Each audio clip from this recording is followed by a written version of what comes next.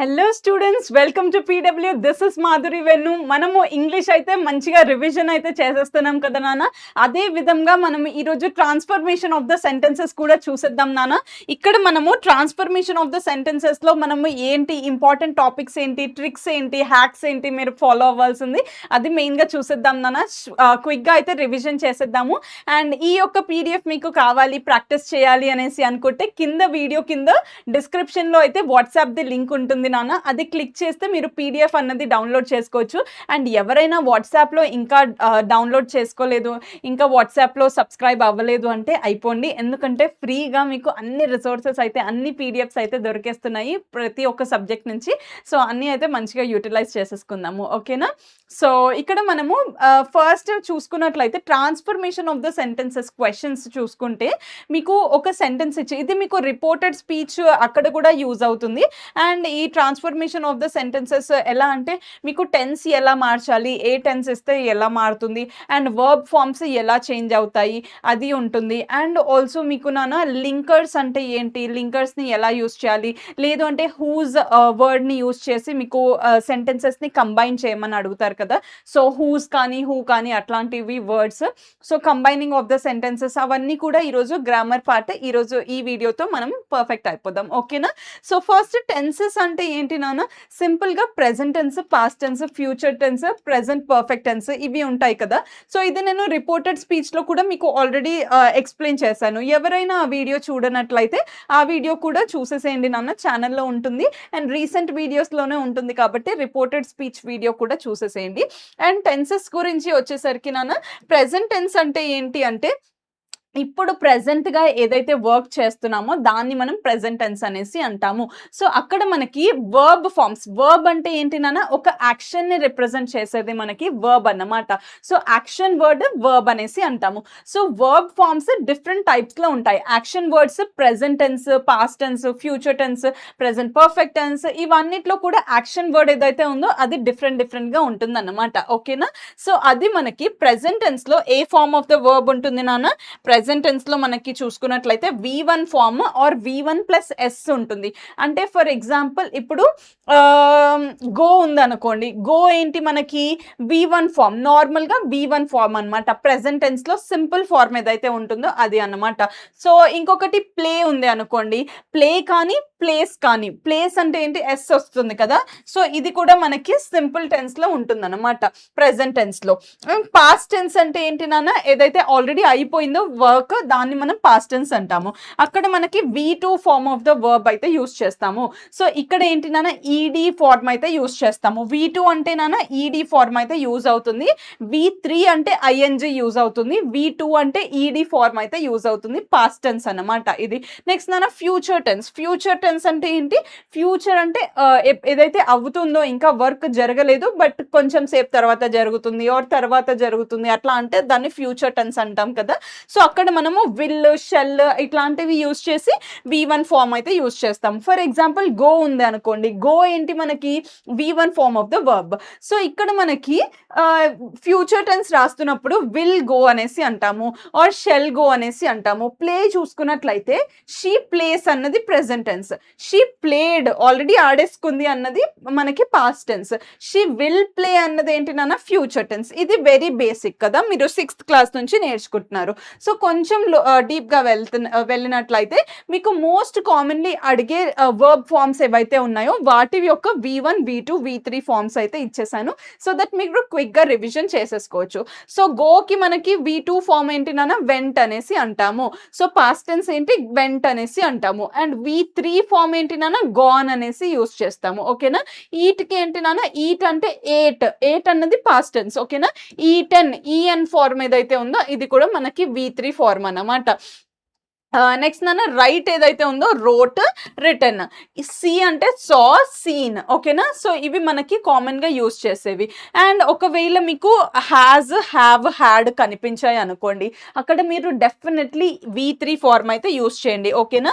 So ఇది గుర్తుపెట్టుకోండి, ఏదైనా సెంటెన్సెస్లో మీకు హ్యాజ్, హ్యాడ్, హ్యావ్ ఇట్లాంటి వర్డ్స్ కనిపిస్తే అక్కడ V3 form of the verb అయితే యూజ్ చేయండి, ఓకేనా.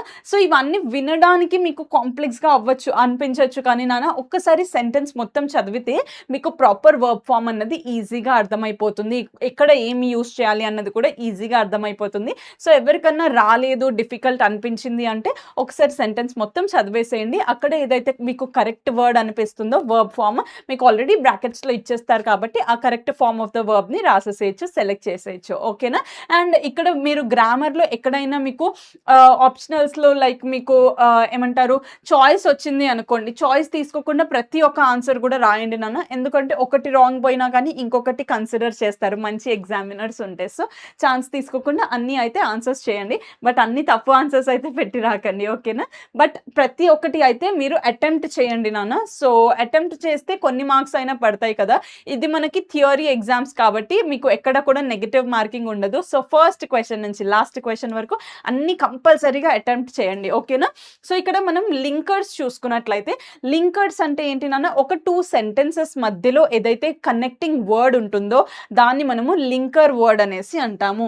లైక్ ఫర్ ఎగ్జాంపుల్ ఇక్కడ మనము అడిషన్కి లింకర్ అంటే లైక్ ఒక కొత్త ఇన్ఫర్మేషన్ని యాడ్ ఆన్ చేయడానికి ఒక లింకర్స్ ఏం యూస్ చేస్తాం నాన్న, అండ్ యూస్ చేస్తాము. ఇవి కూడా లైక్ కంజంక్షన్స్ లాగానే నాన్న. కంజంక్షన్ అంటే ఏంటి, ఒక 2 సెంటెన్సెస్ మధ్యలో జంక్షన్ లాగా ఉండే వర్డ్ ఇస్ కంజంక్షన్ కదా. సో అట్లా మనకి లింకర్స్ కూడా ఒక టైప్ ఆఫ్ కంజంక్షన్స్ అనమాట. ఇప్పుడు ఒక కొత్త ఇన్ఫర్మేషన్ యాడ్ చేయడానికి మనం యూస్ చేసే లింకర్స్ ఏంటి, and, also, more over, besides ఇవి యూస్ చేస్తాం. లైక్ ఫర్ ఎగ్జాంపుల్ ఇప్పుడు నేను చెప్పాలంటే she is a dancer and singer అనేసి, సింగర్ కూడా అనేసి కొత్త ఇన్ఫర్మేషన్ చెప్తున్నాం. సో ఇక్కడ అండ్ వస్తుంది అనమాట. ఓకేనా? సో అలా యూస్ చేయొచ్చు. ఇంకొకటి కాంట్రాస్ట్ లింకర్స్ అంటే ఇప్పుడు ఆపోజిట్గా చెప్పే వర్డ్స్ ఏముంటాయి నాన్న, బట్, హవెవర్, ఆల్ దో ఇట్లాంటి వర్డ్స్ అయితే యూస్ చేస్తాం అనమాట. ఓకేనా? షీ వాస్ టయర్డ్, ఆమె టయర్డ్గా ఉంది, బట్ ఇక్కడ ఏమి టయర్డ్గా ఉన్నప్పటికీ ఆమె కంటిన్యూస్గా వర్క్ చేస్తుంది. ఇట్లాంటి వర్డ్స్ అయితే యూస్ చేయాలి.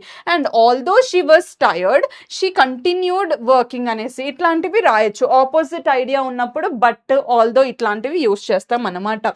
నెక్స్ట్ నాన్న ఇంకొకటి రిజల్ట్ ఎప్పుడైతే యూస్ చేస్తామో రిజల్ట్ని రిప్రజెంట్ చేయడానికి ఇక్కడ మనం సో, దేర్ ఫోర్, ఇంకా దస్, హెన్స్ ఇట్లాంటి వర్డ్స్ అయితే యూస్ చేస్తాం linkers.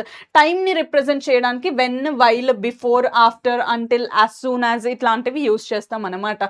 For example when I arrived, she already ate ఇట్లాంటి సెంటెన్సెస్ అయితే ఉంటాయి. ఓకేనా? సో ఇవి అయితే కామన్గా యూస్ చేసే లింకర్స్ నాన్న. ఒక్కసారి ఈ టేబుల్ చూసేసుకోండి, హెల్ప్ అవుతుంది. అండ్ ఇది మీకు గ్రామర్లో అడుగుతారు కాబట్టి ఇది ఒకసారి చూసుకోండి. And combining of the sentences ఇది మోస్ట్లీ ఇంపార్టెంట్ నాన్న. ఏపీ స్టూడెంట్స్కి అయితే ఇవి డైరెక్ట్గా అడిగేస్తారు, బట్ తెలంగాణ స్టూడెంట్స్కి మనకి వచ్చేసరికి ఇవి కొంచెం ట్విస్టెడ్గా అక్కడక్కడ గ్రామర్లో అడిగే ఛాన్సెస్ ఉంటుంది. సో ఇవి కూడా చూసి పెట్టుకోండి. So combining sentences using who అన్నది ఎప్పుడు వస్తుంది నాన్న, ఒక పర్సన్ని రిప్రజెంట్ చేసేటప్పుడు హూ అనేది వస్తుంది. So Ravi is a doctor, he lives next door. He అన్నది ఏంటి నాన్న, ఇక్కడ రవిని చెప్తున్నారు. సో ఇక్కడ హీ ఇంకా ఈ డాట్ తీసేసి మొత్తం ఒకే సెంటెన్స్ లాగా చేసి మధ్యలో హూ అన్నది యూజ్ చేయాలన్నమాట. అండ్ మీరు ఇప్పుడు ఎక్కడైనా గ్రామర్ ఆన్సర్స్ రాసేటప్పుడు కంప్లీట్ సెంటెన్సెస్ రాయాలి. ఒకే వర్డ్ ఏదైతే ఉందో అది మాత్రం రాసి వదిలేయకండి, అలా రాస్తే మార్క్స్ కోల్పోతారు. సో కంప్లీట్ సెంటెన్సెస్ రాసి ఏదైతే కరెక్ట్ ఆన్సర్, ఏదైతే మోడిఫై చేశారో మీరు ఆన్సర్ దాన్ని అండర్లైన్ చేయండి, సరిపోతుంది. ఓకేనా? సో ఇంకొకటి నాన్న combine the sentences using which అనేసి ఉంది. సో విచ్లో ఏంటి నాన్న, మనకి లైక్ ఒక థింగ్ని కానీ యానిమల్స్ని కానీ ఇట్లాంటివి చెప్పేటప్పుడు మనం విచ్ అన్నది యూస్ చేస్తాం అన్నమాట. ఓకేనా? నెక్స్ట్ నాన్న హూజ్ అనేసి ఎప్పుడు యూస్ చేస్తాము, ఎవరిదైనా ఒక పర్సన్ది అది అనేసి ఒక పొసెషన్ చెప్తున్నప్పుడు, అది ఒక పర్సన్కి బిలాంగ్ అవుతుంది అనేసి ఒక పొసెషన్ చెప్తున్నప్పుడు అక్కడ మనము హూజ్ అనేసి యూస్ చేస్తాం. For example I met a girl. ఓకేనా? ఒక గర్ల్ని కలిసాను నేను, her father is a teacher. ఎవరి ఫాదర్, ఆ గర్ల్ వాళ్ళ ఫాదర్ టీచర్ అనేసి చెప్తున్నాము ఇక్కడ. సో ఇక్కడ హర్ ఫాదర్ ఇంకా డాట్ పోతుంది. So I met a girl whose father is a teacher అనేసి వస్తుంది. ఇక్కడ మీరు టెన్స్ చేంజ్ చేయని అవసరం లేదు, ఏది కూడా చేంజ్ చేయని అవసరం అవసరం లేదు. జస్ట్ డాట్ తీసేసి ఇక్కడ ప్రొనౌన్ ఏదైతే ఉందో అదే తీసేసి ఇక్కడ హూజ్, విచ్ ఇట్లాంటి వర్డ్స్ ఏవైతే ఉంటాయో అవిటిని యూజ్ చేయాలన్నమాట. ఓకేనా? నెక్స్ట్ ప్లేసెస్ ని రిప్రజెంట్ చేయడానికి ఏం వాడతాం నాన్న? వేర్ అయితే యూజ్ చేస్తాము. ఓకేనా?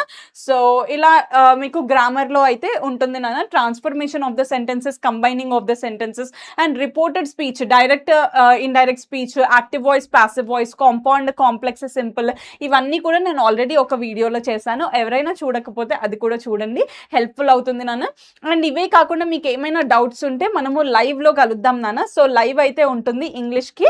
సో ఆ లైవ్లో మీకు కంప్లీట్ గ్రామర్ డిస్కస్ చేసినప్పుడు మీకు ఎటువంటి డౌట్స్ ఉన్నా కానీ అన్నీ కూడా నేను క్లారిఫై చేస్తాను. అక్కడ మనం పేపర్లో, క్వశ్చన్ పేపర్లో ఫస్ట్ క్వశ్చన్ నుంచి లాస్ట్ క్వశ్చన్ వరకు ప్రతి ఒక్క టాపిక్ కూడా డిస్కస్ చేద్దాము.